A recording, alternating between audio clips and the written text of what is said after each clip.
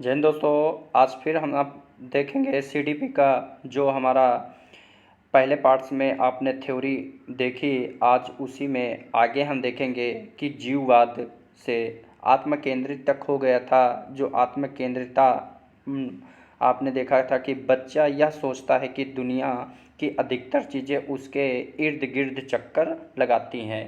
मतलब कि जैसे छोटा बच्चा है, अगर वो चल रहा है तो वो उसको लगता है कि पेड़ उसके साथ, जैसे गाड़ी में चल रहा है तो उसको लगता है कि पेड़ भी हमारे साथ चल रहे हैं।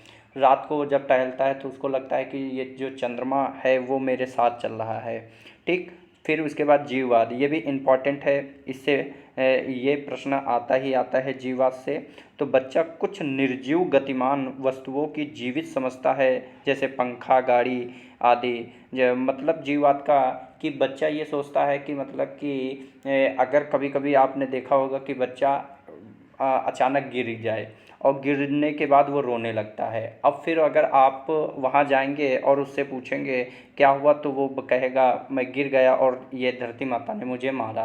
तो अगर उतने ही समय आप धरती माता को एक दो लगा देते हैं और फिर कहते हैं कि लो मैंने भी इसको मार दिया, तो वो देखते हो वो शांत हो जाता, उसको लगता कि इनके भी लगा है। ठीक इस तरीके से वो सोचता है कि वो जो है सजीव और निर्जीव में उसको पता नहीं होता है, समझ इतनी नहीं होती है।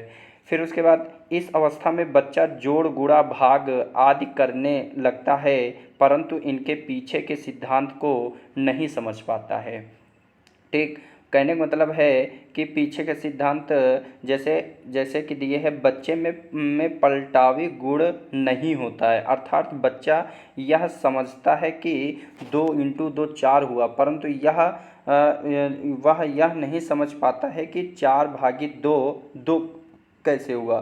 कहने का मतलब है कि अगर अगर बच्चे से कहोगे कि अच्छा बताओ 4+2 कितना होता है, तो बच्चा कहेगा कि 4+2 में अगर हम जोड़ देंगे तो 6 हो जाएगा।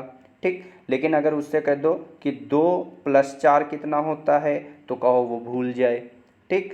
कहने का मतलब है कि अगर आप बच्चे को मान लो कि आप अपने घर से उसके स्कूल तक लेकर जाओ, ठीक, और फिर उससे कह दो कि ठीक है मैं जब आपकी छुट्टी हो जाए तो आप इसी रास्ते घर आ जाना, तो फिर वो भूल जाएगा।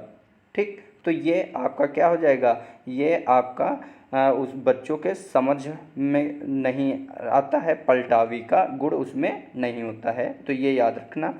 फिर उसके बाद जैसे ठोस सक्रिय की अवस्था, जैसे उसे 7 से 12 वर्ष, जैसे कई अन्य नाम इसका क्या क्या कह सकता है, मूर्त सक्रियात्मक अवस्था।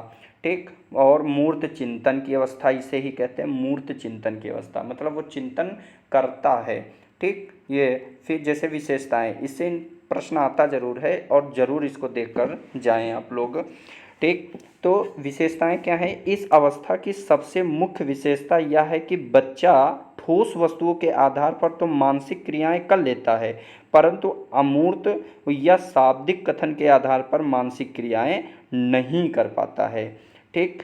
तो इसमें क्या आपने पढ़ा कि इस अवस्था में सबसे मुख्य विशेषता यह है कि बच्चा ठोस वस्तुओं के आधार पर तो मानसिक क्रियाएं कर लेता है, परंतु अमूर्त या ना, ठीक, क्या है अमूर्त,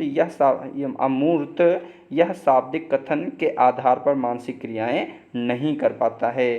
तो इसे भी आप लोग ध्यान देना।